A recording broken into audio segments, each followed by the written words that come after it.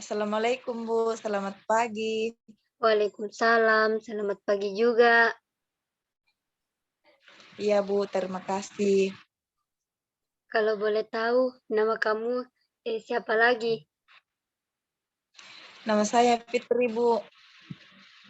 Oh ya Fitri, perkenalkan nama saya Selvi. Kamu bisa panggil Ibu Selvi.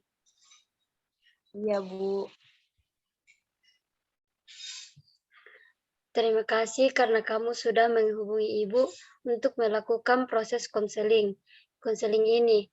Karena berhubung terhalang oleh keadaan, jadi kita terpaksa melakukan Zoom. Iya Bu, sama-sama. Baiklah, beberapa hari yang lalu saya ada bagikan angket di kelas kamu. Dari hasil angket yang saya bagikan, saya mendapati masalah kamu mengenai karir kamu. Iya Kak Bu, kalau boleh tahu tentang apa itu Bu? Tentang cita-cita atau rencana karir kamu yang masih berubah-ubah. Iya Bu, saya sedang mengalami masalah itu. Tapi sebelum kita lanjut, apakah sebelumnya kamu sudah pernah konseling?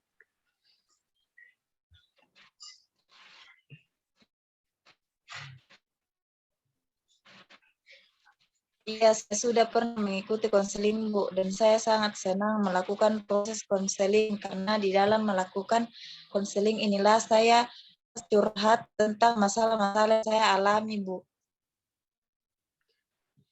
Kalau begitu, sepertinya kamu sudah banyak mengetahui tentang konseling ya. Iya, enggak juga Bu, cuma tahu sedikit saja.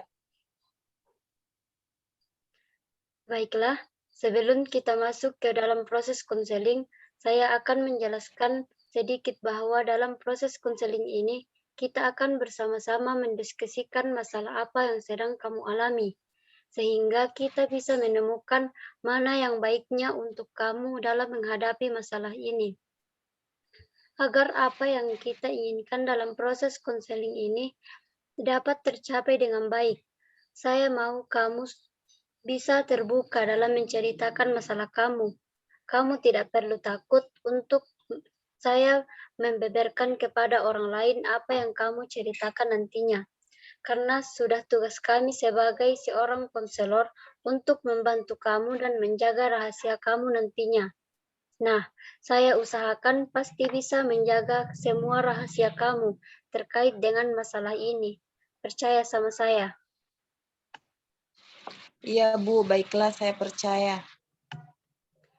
Tadi di awal pembahasan kita, kamu katakan bahwa kamu masih bingung untuk memilih cita-cita atau karir kamu yang masih berubah-ubah. Apakah kamu bisa menceritakannya secara lebih jelas lagi? Iya Bu, saya masih bingung karena saya belum bisa menentukan tentang karir saya ke depannya. Di satu sisi saya ingin bekerja, di satu sisi lagi orang tua saya menyuruh saya untuk kuliah. Kalau bisa saya tahu, apa yang menyebabkan kamu ingin bekerja daripada memilih untuk kuliah?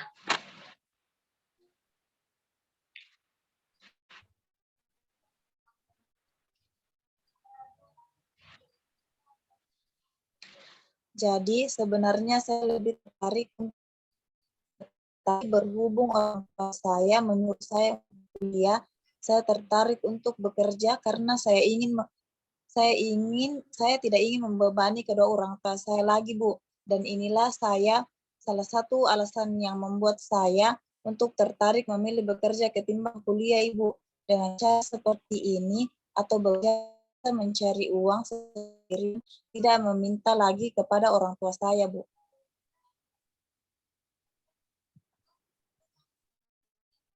Iya, saya mengerti apa yang kamu alami saat ini. Jangan sampai nanti kamu salah mengambil keputusan. Apalagi sekarang untuk bekerja yang paling dicari itu jasa sarjana ketimbang SMA. Tapi kamu harus bisa memberikan penjelasan kepada orang tua kamu bahwa saya tidak ada minat sama sekali untuk berkuliah. Bagaimana saya akan menjalani ke depannya nanti?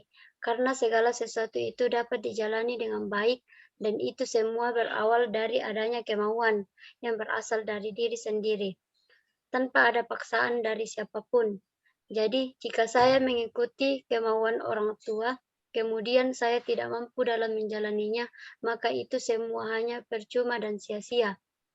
Apa yang saya inginkan dan apa yang orang tua juga inginkan tidak akan pernah tercapai dengan baik.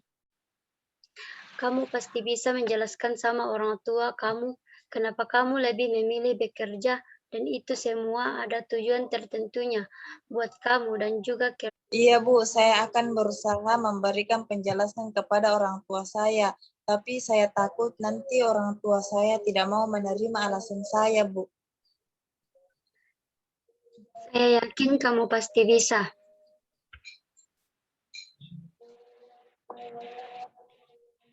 Iya Bu, semoga saya bisa. Jadi, kamu merasa takut orang tua kamu marah sama kamu ketika memberikan penjelasan kepada mereka bahwa sebenarnya kamu cuma mau bekerja. Iya, seperti itulah Bu. Terkadang memang kita merasa takut dalam melakukan sesuatu, walaupun itu benar sesuai dengan kenyataan. Tetapi bagaimanapun juga, kamu harus bisa mengalahkan perasaan takut kamu tersebut yang terus menghantui kamu.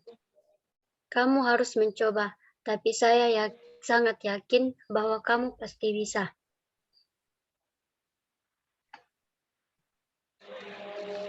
Iya Bu, saya akan berusaha untuk terus-menerus mencobanya sampai orang tua saya bisa menerimanya dengan baik.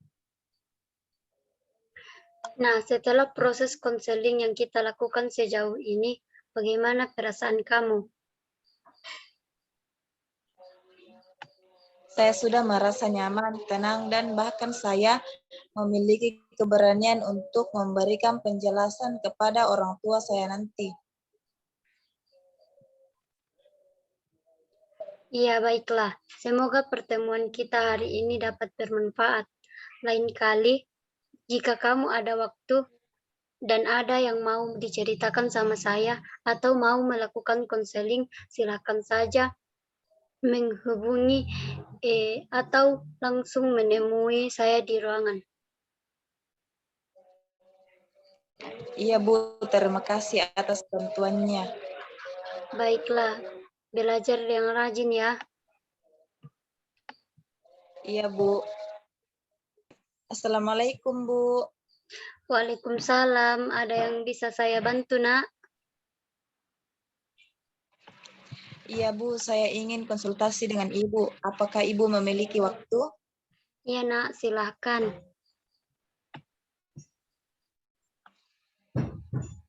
Oh iya Bu, terima kasih. Ada apa, Nak? Ada sesuatu yang ingin kamu ceritakan ke saya? Begini Bu, saya ingin menceritakan masalah yang sedang saya alami. Boleh Ibu tahu apa permasalahan yang Fitri alami? Begini Bu, saya memiliki salah satu kebiasaan buruk di rumah.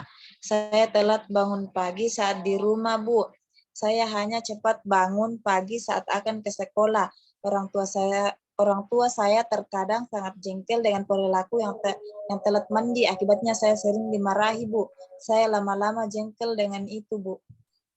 Oh ya, terus terima kasih karena kamu sudah menghubungi Ibu untuk melakukan proses konseling ini. Karena berhubung terhalang oleh keadaan, jadi kita terpaksa melakukan Zoom. Iya Bu, sama-sama. Baiklah, beberapa hari yang lalu saya ada bagikan angket di kelas kamu. Dari hasil angket yang saya bagikan, saya mendapati masalah kamu mengenai karir kamu. Iya Kak Bu, kalau boleh tahu tentang apa itu Bu? Tentang cita-cita atau rencana karir kamu yang masih berubah-ubah. Iya Bu, saya sedang mengalami masalah itu. Tapi sebelum kita lanjut, apakah sebelumnya kamu sudah pernah konseling?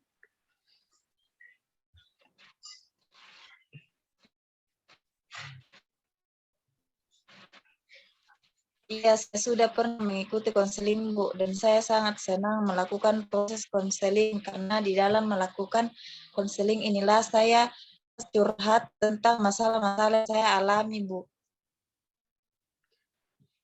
Kalau begitu, sepertinya kamu sudah banyak mengetahui tentang konseling ya.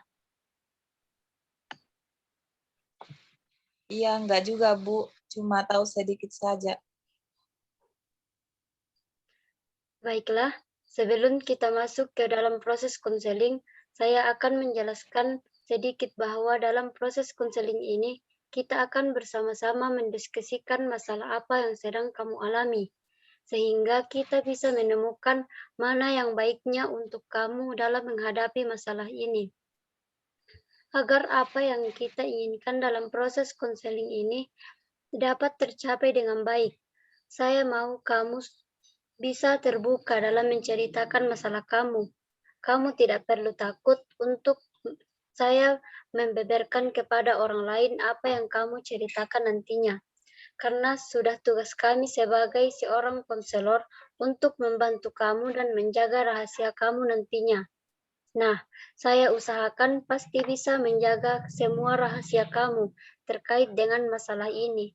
Percaya sama saya. Iya Bu, baiklah saya percaya. Tadi di awal pembahasan kita, kamu katakan bahwa kamu masih bingung untuk memilih cita-cita atau karir kamu yang masih berubah-ubah. Apakah kamu bisa menceritakannya secara lebih jelas lagi? Iya Bu, saya masih bingung karena saya belum bisa menentukan tentang karir saya ke depannya. Di satu sisi saya ingin bekerja, di satu sisi lagi orang tua saya menyuruh saya untuk kuliah. Kalau bisa saya tahu, apa yang menyebabkan kamu ingin bekerja daripada memilih untuk kuliah?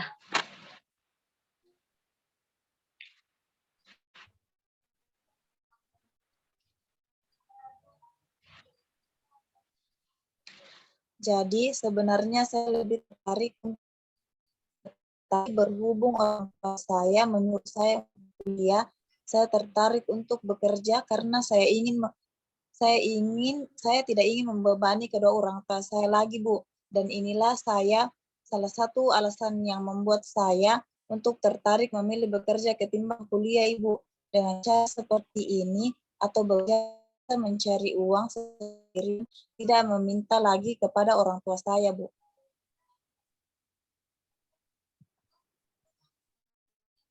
Iya, saya mengerti apa yang kamu alami saat ini.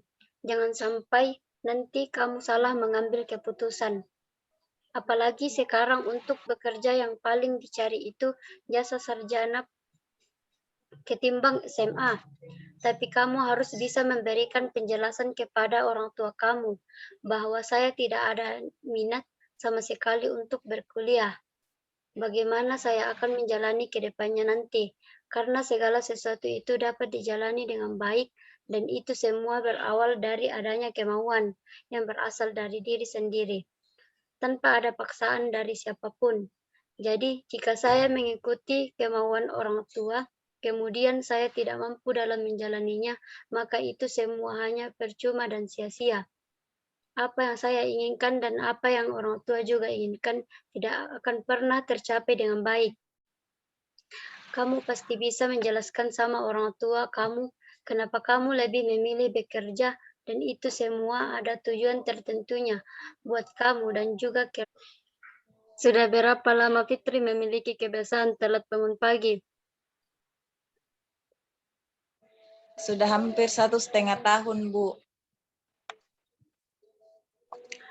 Yang saya alami sekarang, Bu, saya merasa tertekan karena orang tua saya selalu marah-marah. Kadang berpikir, merasa sudah tidak ada kasih sayang yang diberikan kepada saya dan takut menjadi anak yang durhaka, Bu.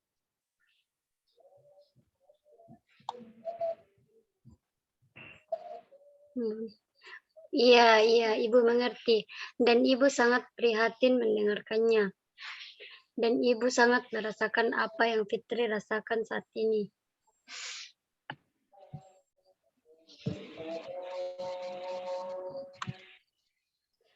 Tampaknya dari hasil pengamatan Ibu dalam eksplorasi masalah, tampaknya semua hal yang Fitri ungkapkan kepada Ibu merupakan gambaran dari perasaan kekhawatiran Fitri. Sangat luar biasa karena anak Fitri sangat takut kehilangan kasih sayang dan menjadi orang yang dan tidak ingin menjadi orang yang durhaka terhadap orang tua. Iya, Bu. Gimana? Sekarang, Nafitri juga dapat melihat tayangan video dari beberapa ahli mengenai pengaturan waktu belajar. Dan juga dapat melihat bagaimana orang tua Fitri aktif dalam kegiatan di sekolah tetap dan dapat mengatur waktu dengan baik. Dan penampilan mereka masih terjaga dengan baik, karena Fitri dapat menjadikan mereka sebagai contoh yang dapat Nafitri amati dalam mengatur waktu Fitri di rumah. Iya, Bu, saya mengerti dan akan mencoba untuk mencari tahu dari mereka untuk mengatur waktu dengan baik sehingga saya dapat mengatasi kebiasaan telat bangun pagi. Nah, sekarang Fitri sudah mengungkapkan masalah utama yang Fitri alami. Iya, Bu, tetapi ada yang harus saya lakukan sekarang, Bu, untuk mengatasi perilaku membolos yang ada pada diri saya, Bu. Sekarang saya akan memberikan beberapa pengarahan yang bisa Fitri pilih untuk mengatasi masalah telat bangun pagi pada Fitri. Contohnya, Nathan sesuai dengan yang sudah kita bahas tadi, dapat memilih pengaturan waktu. Dengan memiliki pengaturan waktu yang baik, Nathan dapat menentukan jam-jam Nathan beraktivitas, sehingga Nathan tidak lagi kebablasan dalam melakukan aktivitas, sehingga Nathan menjadi sering telat bangun pagi. Yang kedua, Nathan dapat melakukan pengamatan terhadap orang tua. Nathan yang memiliki aktivitas yang sangat padat. Contoh, sebenarnya bukan tuh Fitri. Contoh. Yuk kamu udah yang pengamatan. Iya. Dia udah minta aku potong. Nathan dapat melakukan pengamatan terhadap orang tua. Nathan yang memiliki aktivitas yang sangat padat tetapi tetap mampu menjaga pola tidurnya agar bisa berkonsultasi dengan baik dengan orang tuanya. Yang ketiga itu, Nathan juga dapat melakukan perubahan aktivitas agar tidak kelelahan pada siang hari dan tidak begadang agar Nathan bisa bangun lebih awal. Nah, saya rasa Fitri cukup bijak untuk memilih salah satu solusi dari beberapa solusi yang Ibu arahkan tadi. Iya, Bu, terima kasih atas nasihat dan arahan yang diberikan kepada saya. Mungkin saya rasa cukup. Ibu pamit ya, Nak. Sampai di sini. Jika ada yang ingin Fitri pertanyakan, bisa langsung menghubungi Ibu lagi. Assalamualaikum. Iya, Bu, terima kasih banyak, Bu. Waalaikumsalam warahmatullahi wabarakatuh.